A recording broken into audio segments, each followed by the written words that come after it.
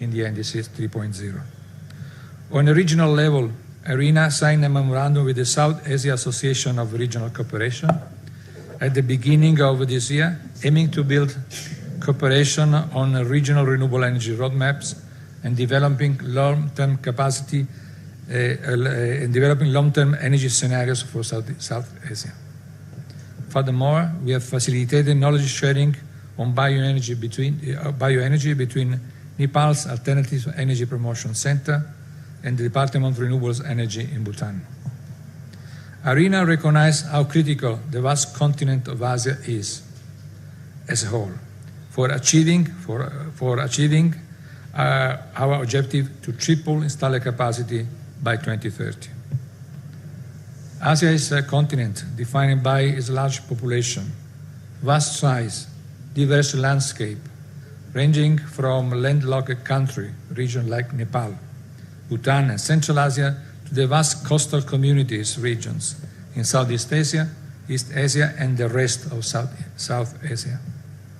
As a result, ARENA understands the importance of collaborating regionally for greater impact. At COP29, under the leadership of Azerbaijan, we have launched the Accelerated Partnership for Renewable in Central Asia, so-called APRICA, with an accompanying investment forum planned for the first half of the next year. Under a similar model, in October this year, ARENA will launch a regional initiative for renewables in Southeast Asia under the leadership of Singapore, with an accompanying regional investment forum to follow up next year. ARENA's strong collaboration with Nepal and the rest of Asia clearly shows that renewable energy can be harnessed domestically in all countries in various forms. But no renewable sources of energy do not have the same promise, ability, or potential. On some level, I think we can all agree that the world is becoming more volatile and unpredictable. The energy sector is not an exception. Tariff, sanction, conflict, and supply chain disruption have affected global trade in energy, sparkling increasing protectionism in some nations, causing commodity price and energy inequality to rise. Global geopolitical and economic shifts have pushed us for the better to reshape our understanding of energy security. Energy security will now be understood through renewable capacity, and no one understands this better than Nepal. As a landlocked country in the mountainous Himalaya, I commend Nepal's use of hydropower for the majority of its energy needs. So, dear friends, I call on countries to chart their own path toward energy security by increasing the provision of renewables in their national energy mix. Countries should also develop and embrace key growing technologies such as hydropower-based pumped storage, battery storage, green hydrogen, and artificial intelligence, and other innovative solutions to strengthen their own energy system. I'm certain that the dialogue started yesterday and continue during this prestigious gathering will push us one step further toward an accelerated, just, inclusive, and equitable energy transition in Nepal and in the greater continent of Asia, powered by renewable energy. Thank you very much. Grazie. Thank you, Mr. La Camera. Thank you for your very comprehensive address. Now to setting a scene so that our panelists can really dig that further. If you recall that we are in the era that climate change has become very important aspects. I'd like to start, because since we are talking a lot about climate change, I take a pleasure of seeing IPCC Secretary, Mr. Abdullah Moqsit, sitting in the front row, that IPCC has said very clearly and very openly with the scientific evidence that if we don't act climate change is going to be problematic. And the energy contributes a significant part of that global catastrophe of the climate change. And complete decarbonization of energy system is needed by the middle of the century, by 2050. And a lot of good things are happening along that. I mean, IPCC has said that we have enough technology to do a lot of things. Of course, we need to do more. And we have to make it happen. So the clean energy future is necessary for us, not only from energy security perspective, but also from climate change. And as I said earlier, meeting SDG goals, it really across the different spectrum. And also, especially from the recent technological development, which also I think IRENA plays very important role in bringing those numbers and data, renewable energy is spreading. If you look at the recent statistics, 85.5% of the new capacity addition globally is from renewable electricity. In terms of 85.5% new annual capacity addition is from renewable electricity. Same thing is happening in other sector. The price of solar PV, concentrated solar, wind, and onshore, offshore wind, also a lot of other renewable energy prices falling. We are at the era that technology is really helping a lot to really push clean energy future.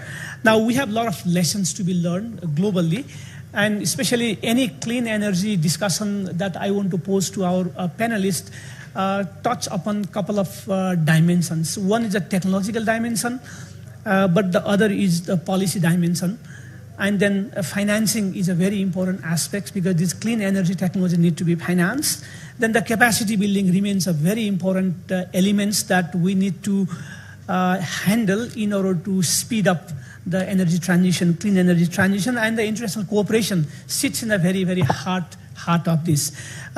Given that situation, the first, I think I'd like to start a bit with the international experience. If I may, first I'd like to invite Professor Lorenzo.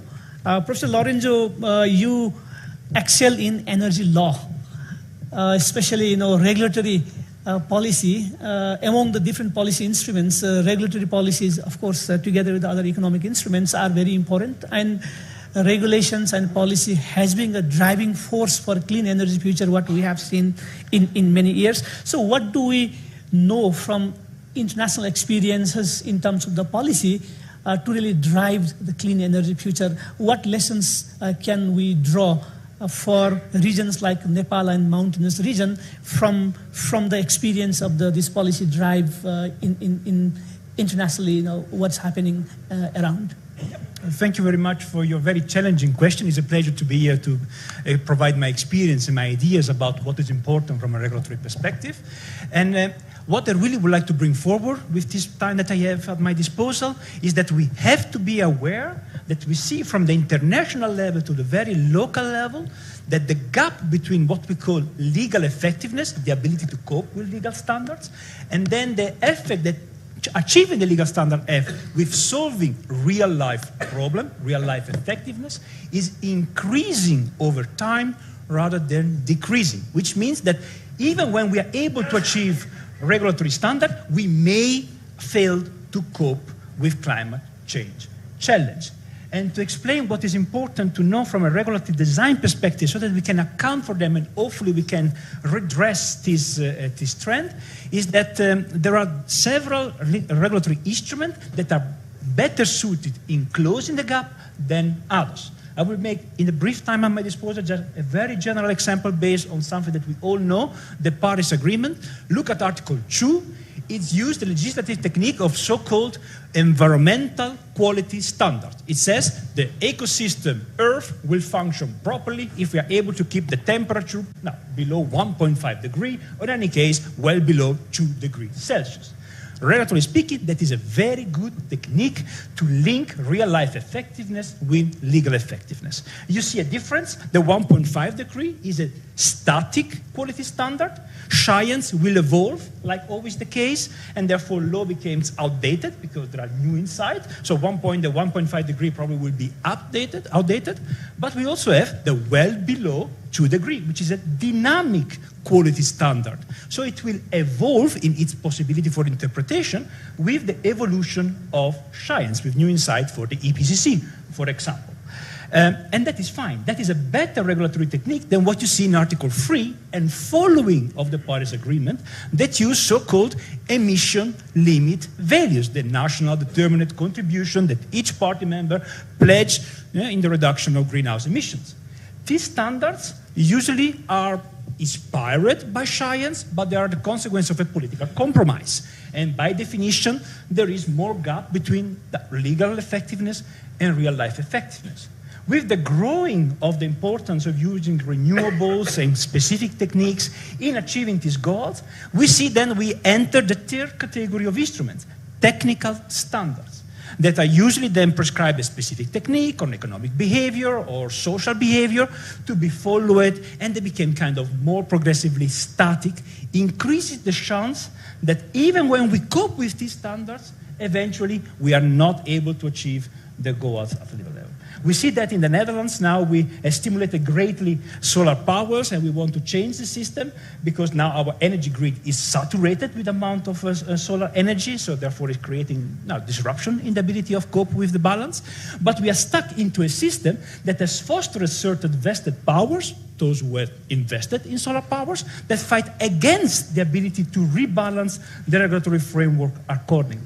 So my advice will be for everybody, be aware of the lack of the gap between legal effectiveness and real-life effectiveness, the fact that every regular choice that we do, every word we write in a legal text matter, have an impact on the ability of close that gap, and try to then work towards a system that reduces the gap by layering different techniques. I don't have enough time to go into the details, so that you can make your system more adaptive and more capable to encourage the chance that you will indeed solve climate change. Thank you. Thank you, Professor Lorenzo. I think we'll come back again also for other policy instruments in due course. I think thank you for that very important insights. I'd like to come to Mr. Hitendra Dev Sakya. In energy, I think Mr. Lacamera also mentioned in his keynote speech that he congratulated Nepal for NDC 3.0, which was unveiled just 2 days back. And if you look at that NDC 3.0, you see that Nepal's emission comes from energy a lot. Of course, we have our land use sector is net sink, which helps to drive the emission down.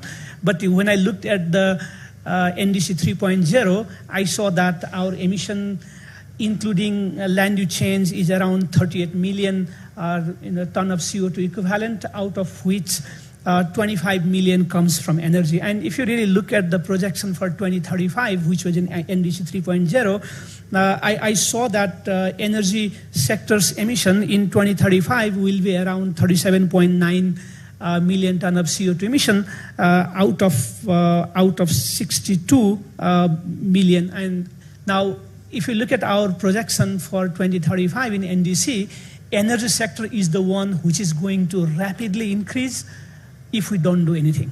Of course, we plan to do. We have a conditional and unconditional target. Now, there also electric vehicle is very important. Electric vehicle, electric cooking, and also electrification in the industrial sector, and also how to handle our other energy mix, bioenergy, biomass, mini-grid, microgrid, microhydro, biogas, all these energy mix are very, very important. And talking about electric vehicles, International Energy Agency released a new report in a Global Outlook of EV 2025 just this week. And according to it, 1 in the 4 vehicles sold last year was electric globally. And Nepal is even fast forward, as you know. In Nepal, more than 75% of the new vehicles sale 4-wheeler segment is electric already. So we are much farther in the cups. Now, my question to Hitendra ji is that in that clean energy drive, hydropower development is a backbone for Nepal. But also energy mix is very, very, very important. And we have a lot of successes in the past. both on hydropower development and also renewable energy. So where our key bottlenecks lies for moving to the clean energy future, and how we can move forward. Yeah, thank you, Professor Sovakar. Good morning and namaste, all distinguished guests and fellow panelists here. I'm coming from a utility background. My organization is responsible for producing, transmitting, transporting, and distributing electricity to about 91% of the households of Nepal, having access to about 95% geographically. There are 6,743 wards, or small units of governance, and out of them, only 300 wards are now out of access. So we have the access to electricity. Now, how can we contribute towards greening already the green energy?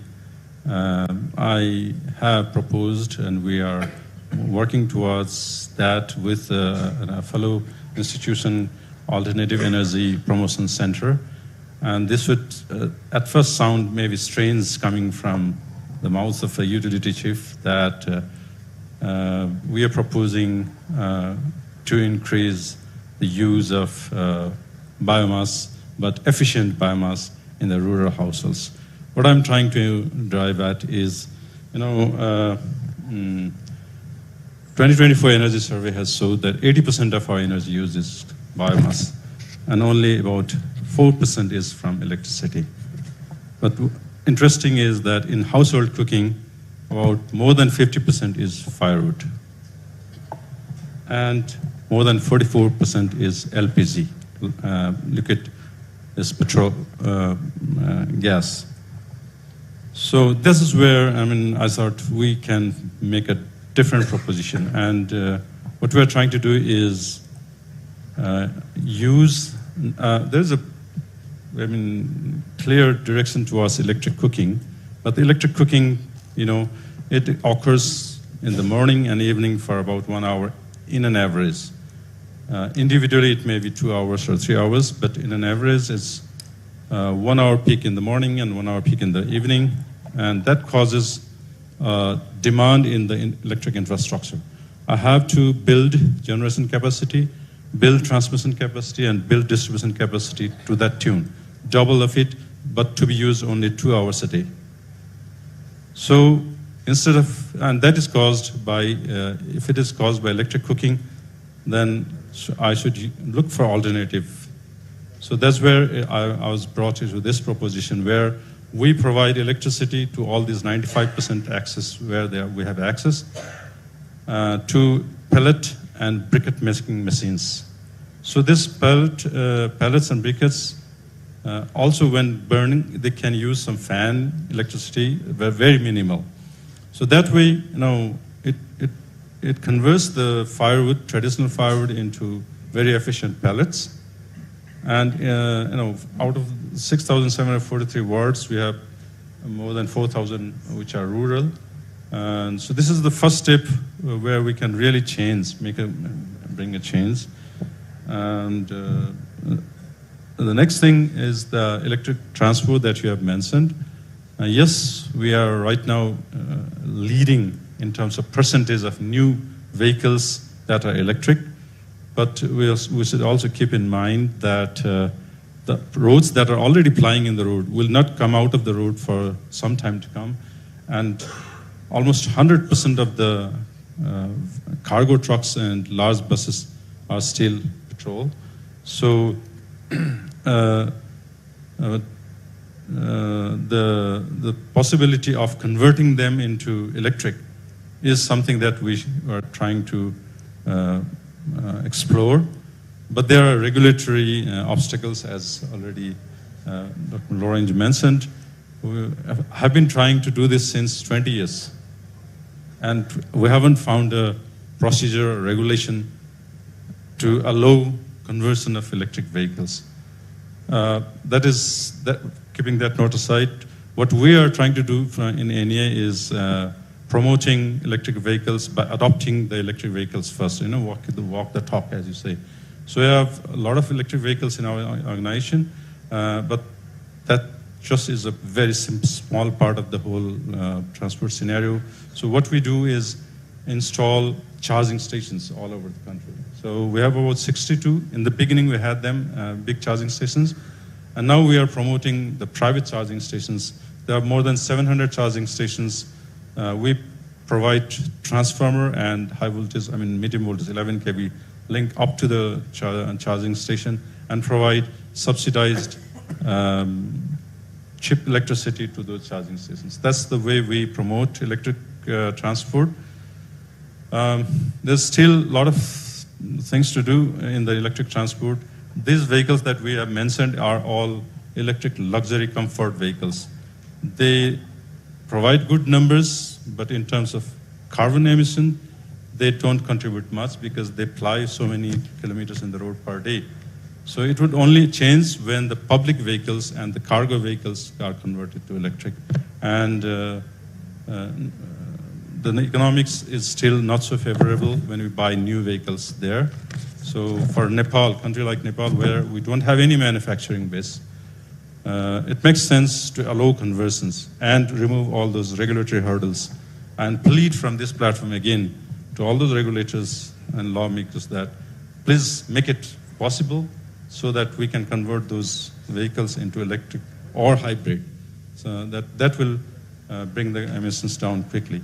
And the third thing that was mentioned and that we are taken into priority is pump storage projects. That again, of course, I think is quite obvious to all that with the proliferation of solar power, you need energy storage. Otherwise, it's not going to work. I mean, factories won't stop after sunset. They won't stop working. They need power. Households need power in the evening. So you need battery storage or pump storage. Nepal has a mountainous background. We are so naturally endowed with high mountains that we can have very lucrative pump storage projects. At the top and bottom, we can make some ponds. And so NEA, Nepal Electricity, has already taken a step to us that we have identified 164 pump storage projects totaling about 60,000 megawatt, and out of which 52 projects were taken out for further study and ranked. Already we have taken 3 licenses, Kulikan Cisneri 100 megawatt, 400 megawatt hour, Hulingtar pump station 500 megawatt, 2000 megawatt hour, and Sharpuda pump station 32 megawatt, 1700 megawatt hour. So these projects are being studied in detail, and we are trying to fast track it. And again, in pump storage, there is some regulatory hurdle again. Pump storage projects are required to take license, whereas we are not using this natural resource. We are charging and recharging, charging and discharging. So there should not be any royalties, fees for this, but they are treated as equal with the other projects, and that is hindering pump storage project. So if that could be removed, we can now push pump storage project. And pump storage project, it helps the solar, and it also helps our energy balance in the supply side, and supports the ROR, proliferation. The energy mix we have is 40 to 45% ROR, run-of-river projects. So that doesn't have any storage.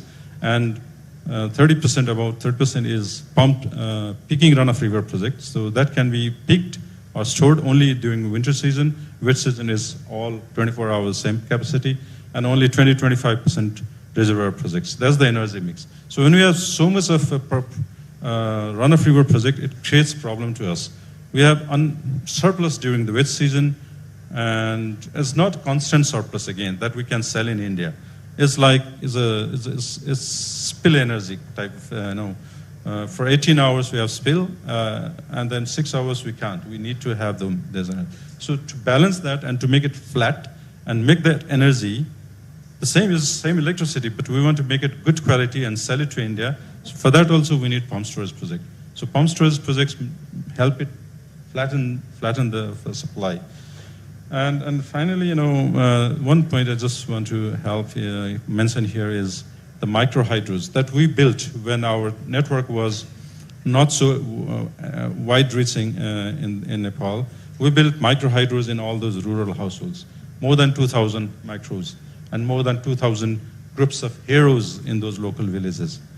So now they have been set aside because our network has reached there.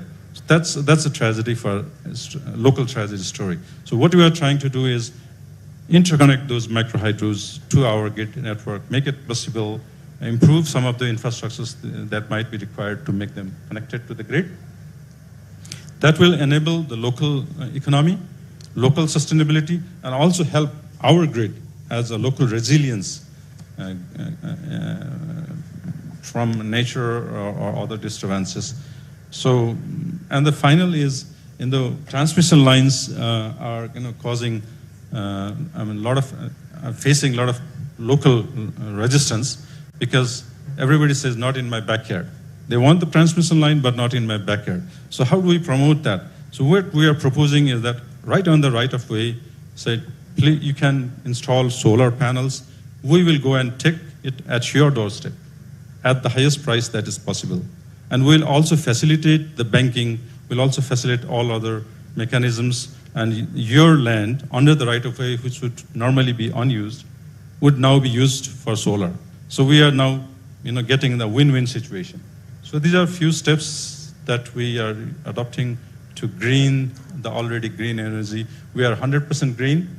Of course, we are import about 20% energy in the winter, which is coal from India. Indian energy is a little bit dirty, so to say. But we are again exporting the same amount, which is 100% green. So altogether, we can claim that we are net zero.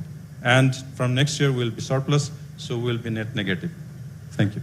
Thank you, Hitendra. Thank you for also touching upon some of the major area where clean energy development Nepal is thinking of. Of course, the hydropower remains a very backbone, but also things like micro hydro, things like briquettes, pellets, a number of other things are very important. Also, I do note that Nepal's electricity development plan 2081, which was released sometimes back, aspires to have a 28,500 megawatt, reaching per capita electricity consumption as a 1,500, which we have 400 plus at the moment. So I think the electricity remains a backbone, but you also mentioned that there are some sectors which are we call it hard to abate sectors. For example, trucking. How to make it electric is very tough. How to make some of the industries to electrify is some of the hard to abate sectors. I'm very happy to hear that some of the drives along that line also. We'll take some more question in the next round. I think at some point I want to come to the question of the financing, which is very important to really power the clean energy future. Before that, I would like to invite Professor Achyut Wagle to put his perspective. Professor Wagle, as I said earlier, energy is not only about energy access. Energy is not only about climate change or air pollution. Energy is also for economic growth. So now, you being an economist, and I know that you have been the past advisor to the Prime Minister and also the Nepal's central bank governor also. How is your take on energy playing a central role in Nepal's economic development? Because energy security, as you all of perhaps agree with me, drains a significant amount of our foreign currency and also our trade deficit, balance of payment. There's a lot of implications, and clean energy future really help us with a number of other things. So how do you see energy as a backbone for Nepal's economic development, and in what way we should move ahead, also thinking about economic development and economics? Thank you, Professor Dakal. I think it is already very axiomatic that clean energy is the future, and energy is sine qua non for any kind of development. I think we know that, and also for last 10 years. Our scientific community has given enough data and what we need to do in terms of the climate change. Nepal now has got the very optimistic saga to talk about the clean energy. It is because Nepal opened electricity development for the private sector. It welcomed the private sector investment that many countries are now discussing. We should encourage private sector development to promote green energy production and use. We have at least set some examples of that. But I think 2 or 3 things here. First of all, the electricity consumption in Nepal, which is now said to be about 400 kilowatt hour, is far less than the average electricity consumption for average level of modest level of quality of life. Even for the household consumption, we probably need to quadruple it to provide a good quality living. I see Dr. Khatioda in front of me. His study about 8 years ago on estimated required investment to meet the sustainable development goals and Paris Climate Agreement was about $18 billion per year. But if you now calculate that, I estimate it should be at least $25 billion by 2030 if we want to meet at least a minimum of the energy needs. The key question is where the investment is going to come from. We may have a long wish list. We know what to do. That is one key question, and then we need to find out the avenues of investment. When we talk about only the public investment, it is not going to happen. Second, we cannot isolate Nepal in any case when you look at the climate-friendly green investment. We have seen the non-fulfillment of the commitments made in right from the COP21 to COP29. There are only the promises from the developed countries who are considered responsible for it. And we are, in Nepal, we are not getting enough investment. Hitanji very rightly talked about the so many projects, dreams. But if the story that by 2050, all the snow from the mountain will disappear, what will happen to the discharge of water in the rivers that we are banking so much, be that the pump storage, run of the river, reservoir based or not. So the risk assessment side, particularly in the situation like ours, is very limited. What actually happens, it is unpredictable. And if that really happens, unfortunately, I think we are on the very, very risky side of the investment. And if you look at the financial security of the investors through insurance and reinsurance packages, I think we need to reinvent the entire mechanism of investment in the green energy. So if you look at our very dire need of systematic urbanization, industrialization, which is very limited. Like our manufacturing sector now only contributes to 4% of it. You talked about the reducing trade deficit. We have got only 2 alternatives. Either we have to be able to produce the goods that at least substitutes the imports, if not able to export, and another is exporting energy itself, which has started in a symbolic way. But why I'm mentioning about these 4 things, the quality of life, possibly green infrastructure, urbanization, and industrialization, our energy need ourselves, the demand for energy is going to be exponentially high compared to what we are computing at the back of envelope at present. So what I'm saying is that energy need within the country is very huge.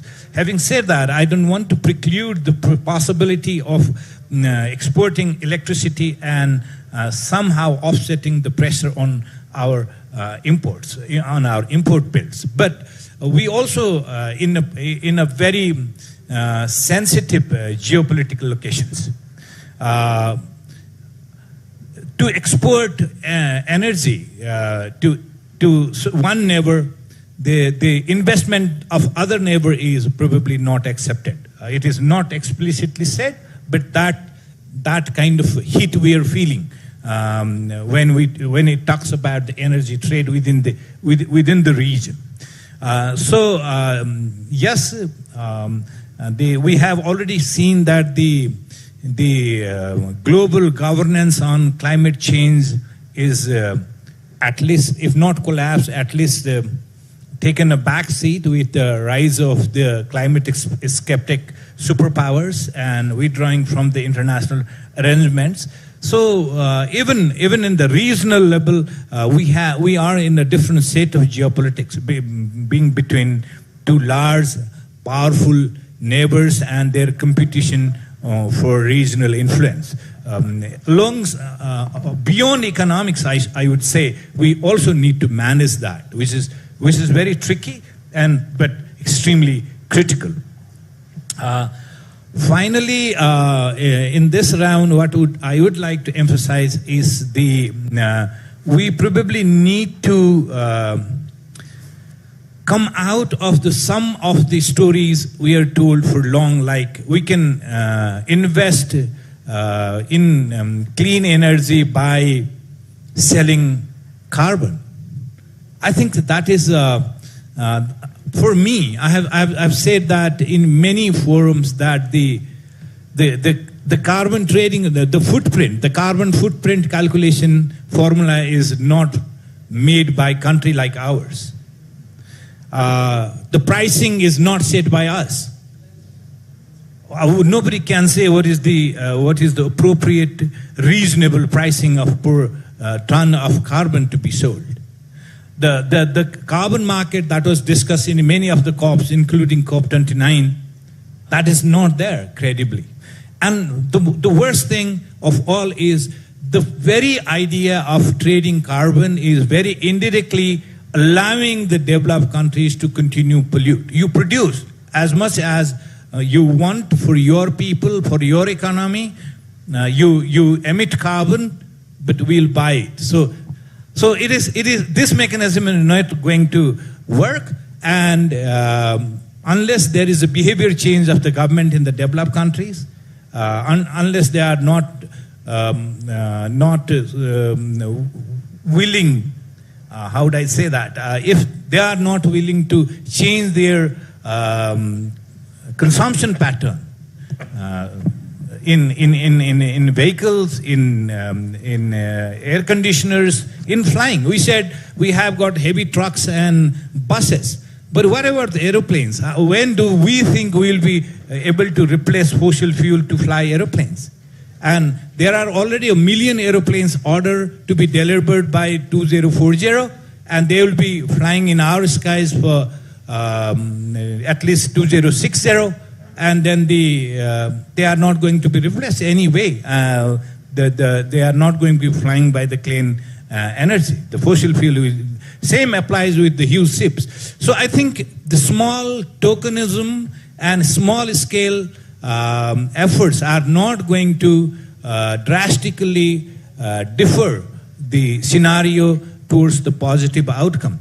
If all the snow is going to disappear from our Himalayas, probably Nepal's contribution to that bad fate is very little. But thank you so much.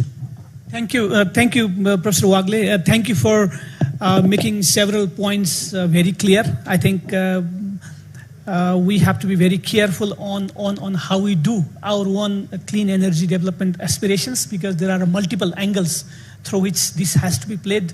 Where the economics remains very, very important. Especially, you also touched upon in the beginning role for the private sector, and I think at some point I'd like to also come back to that question, maybe the role of the private sector.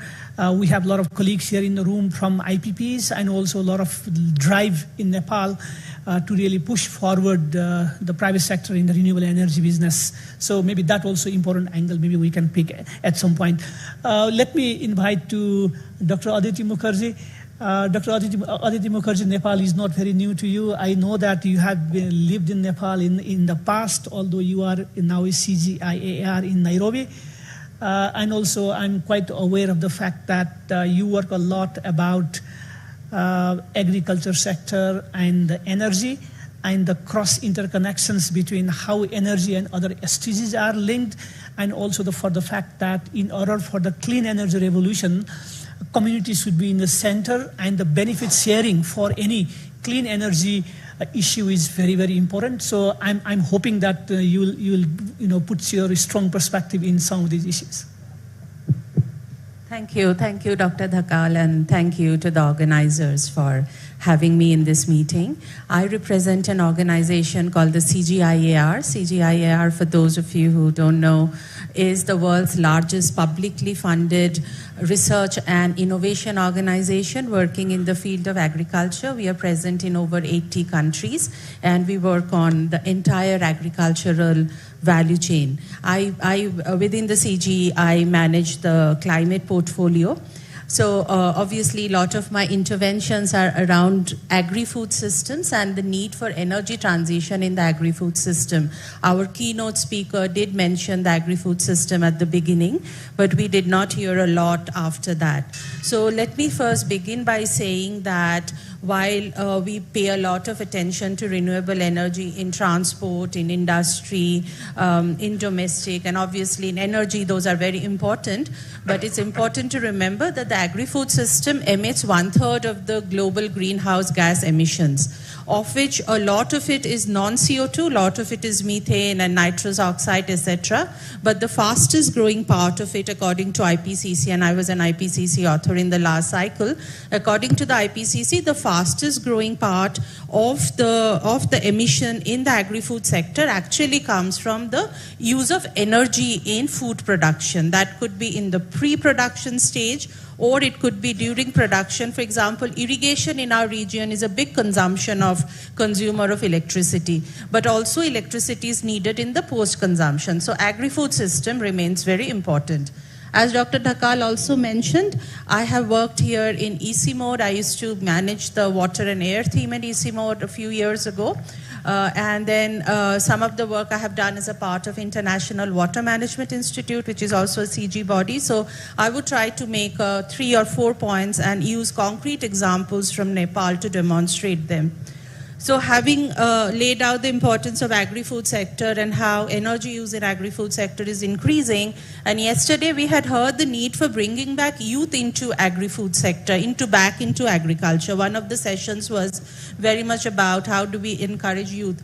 And unless agriculture becomes profitable, youth will not come back. And there is no agriculture out there which has been profitable without, say, irrigation or use of water. So basically, energy use in agriculture remains important. So the 3 points I want to make is the absolute centrality of means of implementation. The language that we use in COPs and others, the means of implementation has 3 components. Finance, we heard some things about finance. The other is around technology and technology transfer and capacity building. So some of the work that we have been doing at EC Mode as well as the CGIAR centers around irrigation pumps, say in the Tarai. Tarai is a food basket of Nepal, right? And there are 100,000 irrigation pumps, which most of them are using diesel, though increasingly there's much more electrification, as Dr. Sakya rightly mentioned.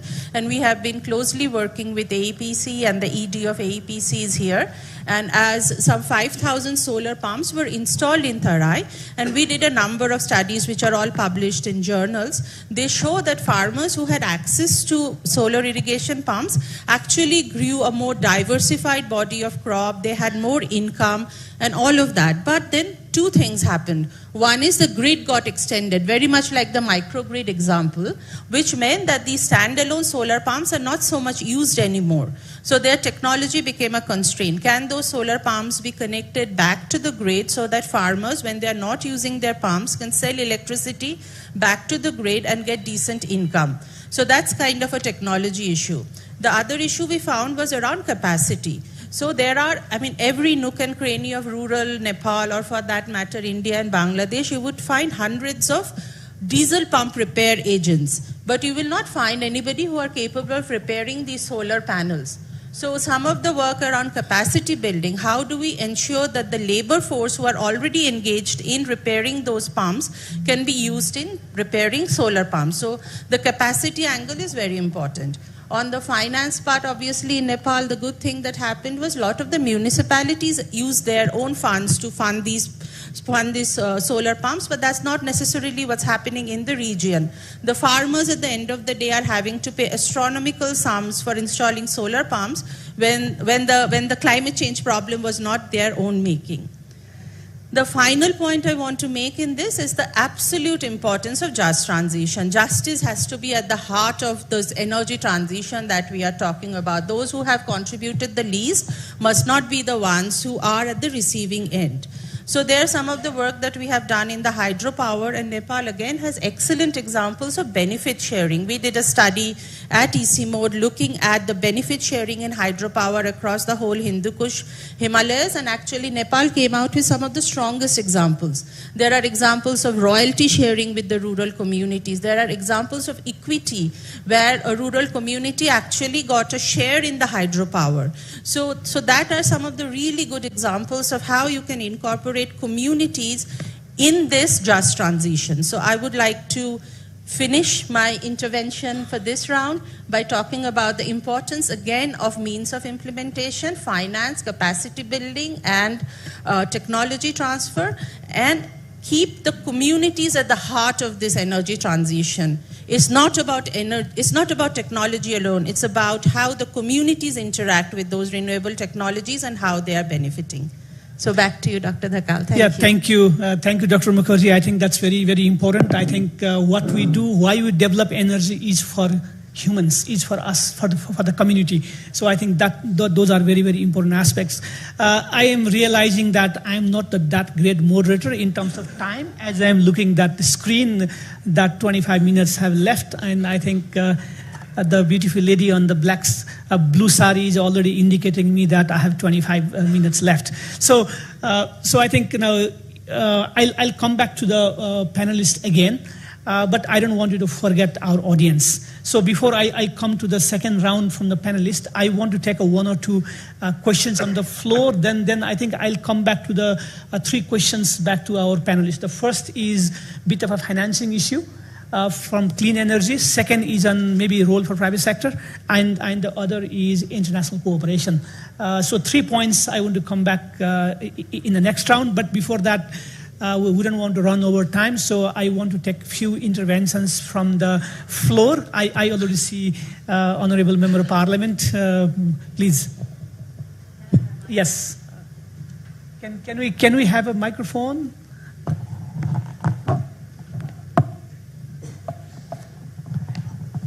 Good morning. Namaste to all of you. It's a very good time listening to you and gaining more and more knowledge, insights from you. Nepal aims to achieve 100% renewable energy by 2050. And the current yesterday, the new NDC 3 also declared that in 2030, we'll have 14,031 megawatt. And by 2045, we'll have 28,500 megawatt production of hydropower in Nepal. And also it mentioned that industry will be transformed. There will be transformative change in the industries by giving more and more electricity. That means in future, Nepal's industries will be converted to electrified industry. So it looks like an ambitious dream, but we also need support from internationally to support Nepal to bring it into the mainstream to have to accomplish our ambitious dream. It will help also not only Nepal, for all over the countries in the world, and it needs a bit transition period, as Dr. Aditi also mentioned. Just transition is very necessary. And we need for that finance, which is very lacked in our country. And also our needs to be achieved, our SDGs goals like 8, 9, 10, 11 is completely mentioned about economic growth. So we have to electrify, we have to accelerate our economic growth, which is very must for Nepal, and we lacked industries development in Nepal. And also SDG 11 mentioned here, reduce inequalities. So how to reduce inequalities? So this, I would like to mention here that transition period is need for Nepal, because developed countries are already developed by industry. So Nepal, we need to have improvement in our industry development. So we need more transition period while we are looking forward for future totally 100% renewable energy in 2050. So as I listened to as I listened to Mr. Hitendra, he mentioned here about storage. So I would like to ask here that what are the most promising sources of clean energy today? I believe solar and wind came into the first, and then hydro, because there are some little bit problem in the river side with the hydro. But which one will be the more reliable for all, possible for all? And the main point that I would like to listen to you in the bullet point answers, that what policies and role does industry, what policies and role does energy storage play in clean energy adoption? That if we can put storage of energy, then we can share it to regional level and Asia Pacific cooperation as well, because as I am member of Standing Committee on Sustainable Development of Interparliamentary Union, so we can put forward these messages there also. So I would like to listen to you, your key point notes. Thank you so much. Thank you. Thank you. So we'll take a few questions, then we'll come back. I'll try to balance. Okay, I'll take one from here. So yes, please. May I request to make your interventions very short? We have only 20 minutes left total.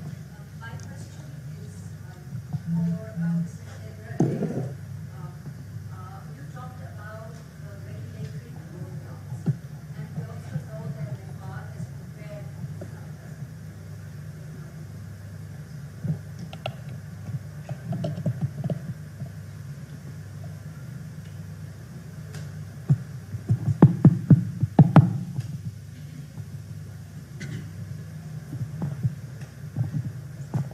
is prepared. My question is for Mr. Hitendra Dev. You talked about regulatory roadblocks, and we also know that Nepal has committed to become carbon neutral by 2045. So I'd like to know from you, what are these key roadblocks that you face, and why would the government place roadblocks in its own commitment towards moving to keep its commitment to the NDC? Thank you so much. So I'll take one from the extreme. I'm trying to do a geographical balance here. So we have a colleague there on the corner. So may I invite your very short interventions? So, thank you so much. That was brilliant. My name is Niklas Hellström. I've been associated with colleagues from LDCs in Africa on a couple of initiatives led by Yuba Sukona, the former vice chair of IPCC, and others. And it really has been working around the idea of South-South collaboration, of seeing the way forward for Nepal and many other countries to come together and under the purview of this work, an LDC Renewable Energy Initiative was formed some years ago that I invite you to explore and take a look at. And we've also done some work on just transition in Africa.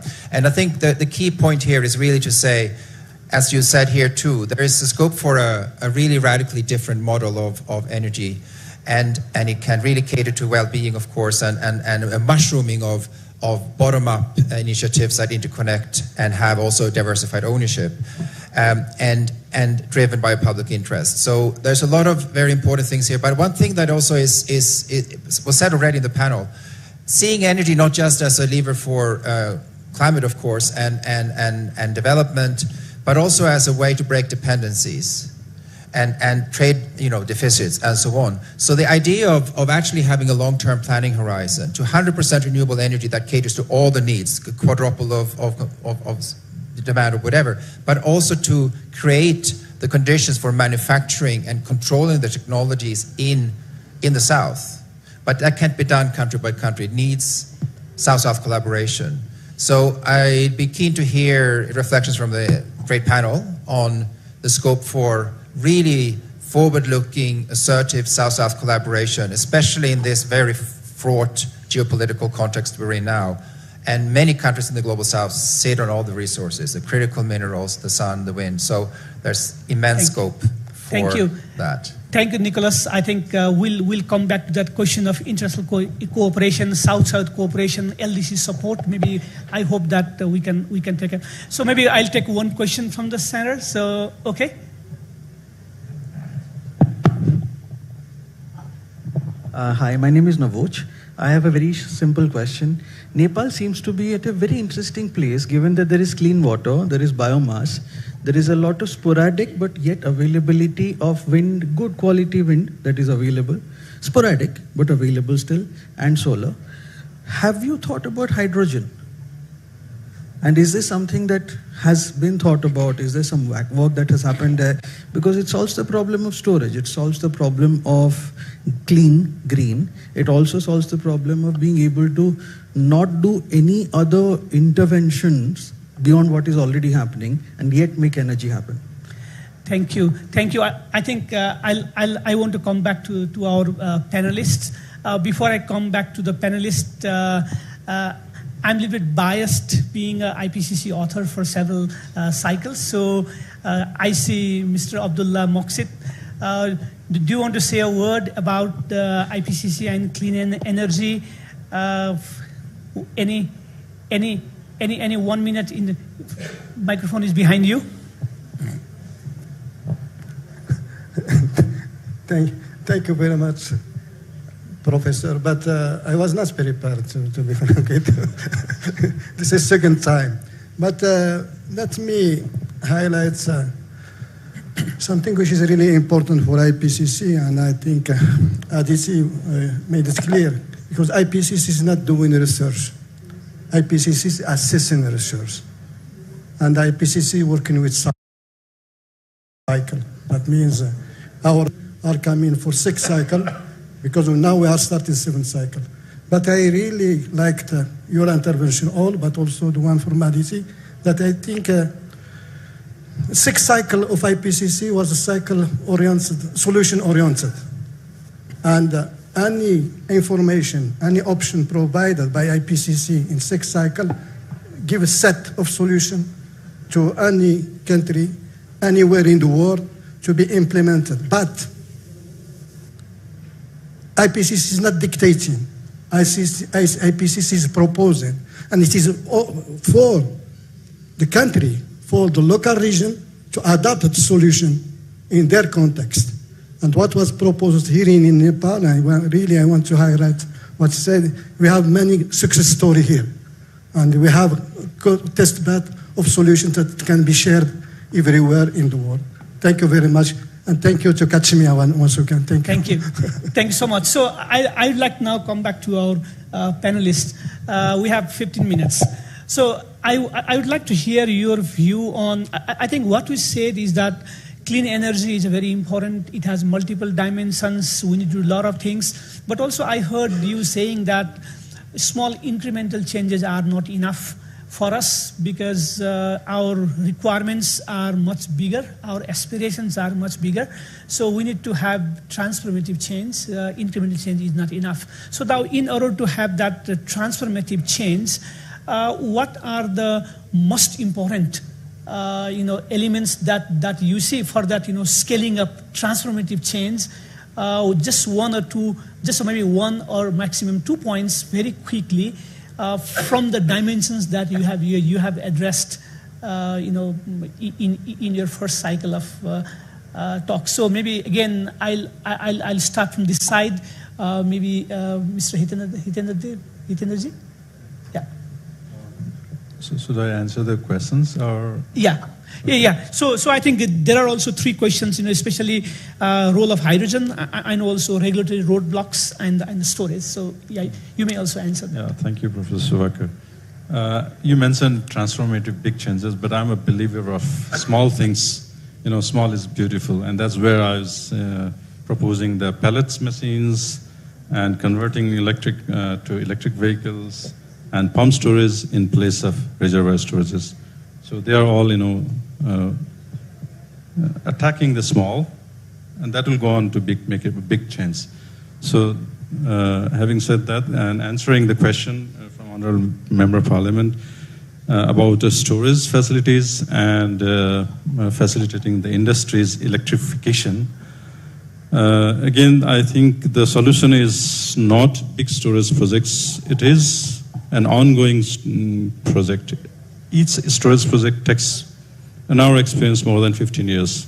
And we have only one project is under construction, Tanaho, and all others are in the drawing board. So I don't know when these storage projects are going to come. I can't wait for them. So what is my solution?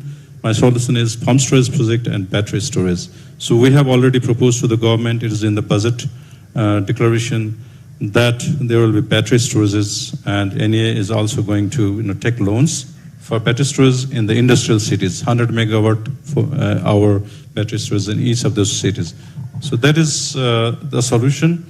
And to electrify the industries, they need reliable energy, reliable electricity. Yesterday, very sorry to say, we had an interruption many times in the evening because we have a very weak link. One link goes and the system goes.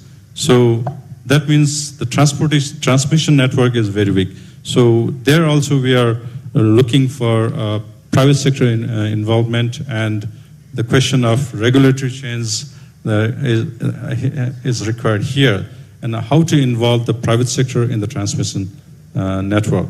Because we have lack of finance, NEA is facing that lack of finance issue, so involving private sector. So we need transmission charges, wheeling charges, regulations for that, open access, regulation, all these things are required. Yes, the government is trying right now, they are in the right track, but it's still lacking right now. And in the trade sector also, the private sector coming in the power trade, especially will help, dealing with our large neighbor India. So the private sector to private sector is all, is no big neighbor, small neighbor. It's private business to private business. So I believe it helps in improving the trade environment. And in the transport also, we need a lot of regulatory breakthroughs, as I said earlier.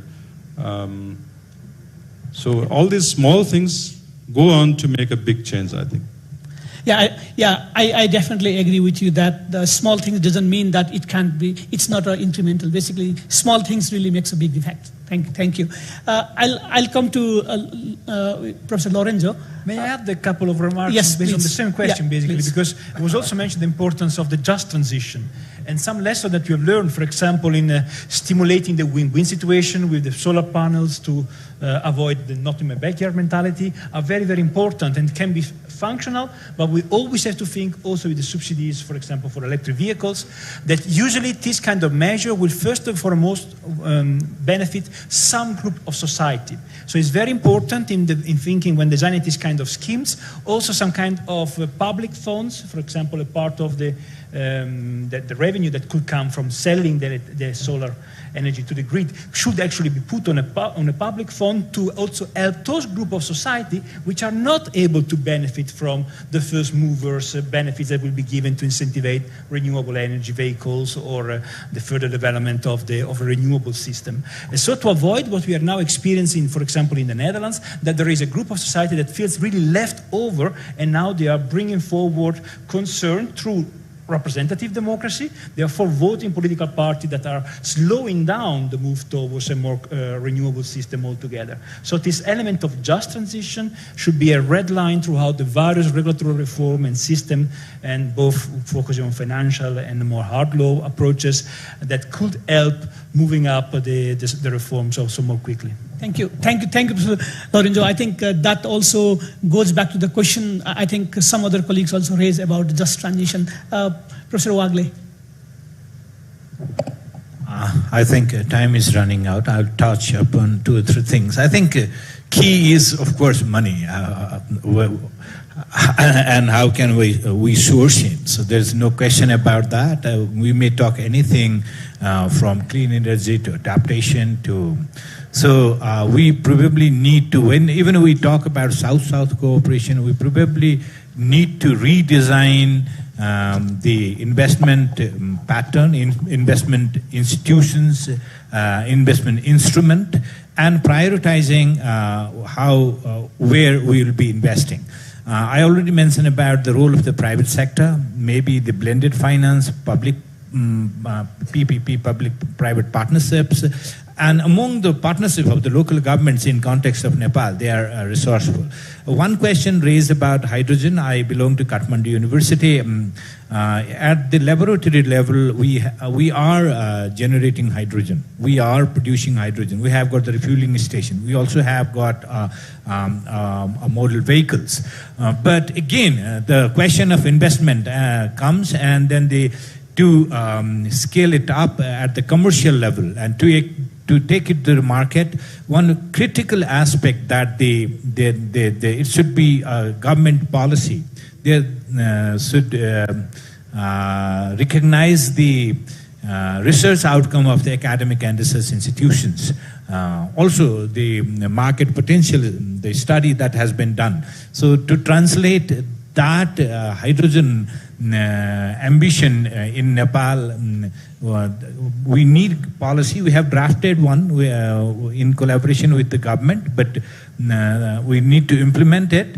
One biggest advantage is that we can produce green hydrogen. We are talking about a lot of hydropower production, but exports. But I think if we can use that produced hydropower and use that produced hydropower to produce hydrogen, and instead of exporting electricity directly and export hydrogen, that is more cost efficient, I guess, and even for the private sector, it could be more profit oriented, profit making proposition.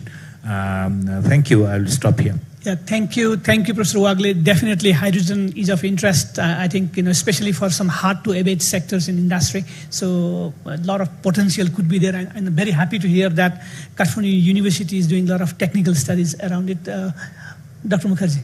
Yes, I want to come back to the issue of South-South collaboration, and actually on the overall issue of collaboration. Paris Agreement is very clear that the responsibility, the CBDR is enshrined principle. So there is a responsibility of the countries that have caused climate change to actually help the countries which haven't caused climate change to transition to clean energy. I think we need to hold that commitment, that accountability has to be there. But then also there is something to be said about regional cooperation. I remember, and there's lots of studies being done, our region happens to be the least integrated in terms of market integration, in terms of all kinds of integration, right? I mean, South Africa, Europe, all of them have countrywide transboundary grids. And here I think a lot of the studies are showing that there is a lot of complementarity, both in terms of timing of demand for electricity, production, as well as the energy mix. So I remember ADB used to have a proposal, maybe it's some form of working of BBIN, connecting the 4 countries, Bangladesh, Bhutan, India, Nepal, through these grids. So I think I just want to emphasize international collaboration that is holding those accountable, and also the huge potential that our region has, and for all kinds of geopolitical reasons, we are not able to harness those potential. So, and obviously with those kind of collaboration also comes a lot of technical expertise. For example, in the agri-food sector that I talked about, India currently has over 300,000 solar irrigation pumps across the country. I mean, of course, we have around 20 million irrigation pumps, of which only 300,000 are solarized, but lots of lessons from what works. Like standalone solar pumps don't work. They only work if they're grid connected and farmers can actually earn money by selling electricity to the grid. So those kind of technical lessons can also be learned, and therefore the role of research, as Professor you were saying. that how do those research findings come into the policy making? Thank you, Dr. Mukherjee.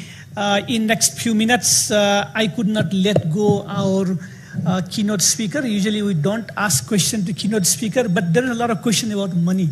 You know, when I look at our NDC 3.0 unveiled 2 days back, I have a number that Nepal is looking for 73.74 billion US dollar between 2025 and 2035. That means on average that comes up about $7 billion a year to implement NDC. And more interesting, out of that $73.74 billion, $65 billion is needed in energy sector. So do you have a solution how Nepal can get that money? Brilliant. One solution is ready, perhaps not for all the money that's needed, but yesterday also I had the pleasure to meet the minister. We have this ETAF platform that is working. So my call to you, and as I did yesterday with the minister, present project to us, and we will try to facilitate the funding. It could be private or public projects, partnership between private and public, but we are really ready to support this initiative. One thing that I wish to say in 1 minute, one that you have called to the Secretary of IPPC, when we talk about the triple renewable energy, the 11.2 terawatts by 2030, it's just the translation that we did at ARENA with our modeling on the call of the IPCC to keep to reduce the 43% reduction of CO2 emission by 2030. So just to make clear that all our numbers are just a translation in measurable targets of what the IPCC provides us as a science. Thank you. Thank you, Mr. La Camera. Thank you very much. So we are at the end of our session. I think I'll not dare to summarize such a rich discussion. I think the clean energy is very, very fundamental, not globally, but for Nepal also. And I think we heard about the different technological aspect, capacity building aspect, financing aspect, community aspect, benefit sharing aspect, and I think our aspiration to lead global clean energy drive, and also in Nepal, I think we need to do a lot of things together through the international cooperation, financing, technology transfer. Some of the international initiatives are very important for Nepal and this region, and definitely we have to do on our own in our countries also. I think with that, I think I'd like to end the session and return the session back to you, back to our MC.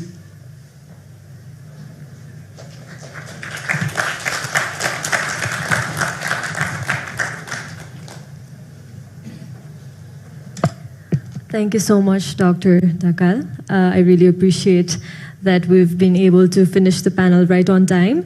And I would not like to take a lot of your time either. So we have finally come to the end of our session, and thank you so much, distinguished panel members, keynote speaker, and our moderator for giving us valuable insights in this session. For the ending of this session, I would like to request Honorable Sunita Boral, Member of Parliament, to kindly come up the stage to hand over our token of appreciation to our panel members, keynote speaker, and our moderator.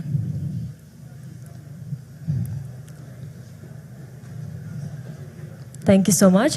Firstly, I would like to request our keynote speaker,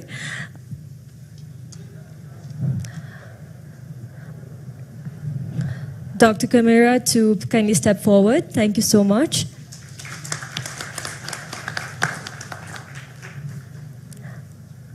Secondly, I would like to request our moderator, Dr. Dhakal, to step forward.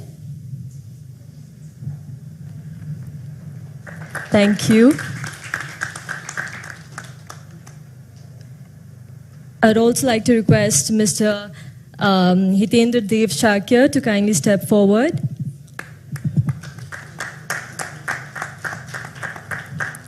Thank you so much. Moving on, I would like to request Dr. Lorenzo to kindly step forward.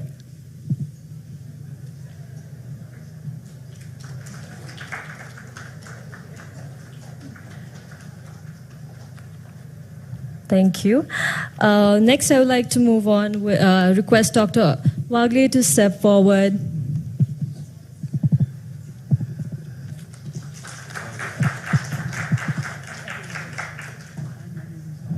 Last, I would like to request Dr. Aditi Mukherjee to kindly step forward.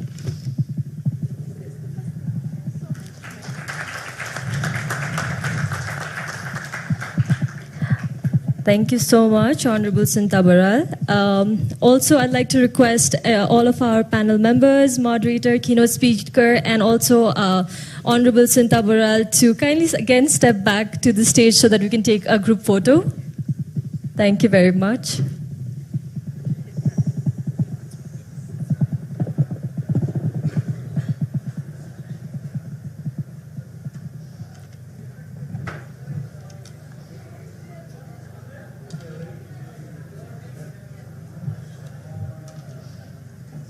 Thank you so much. Thank you so much, everybody, for your invaluable insights and your time. We'll come back again at 10:45 for our next session. Thank you so much.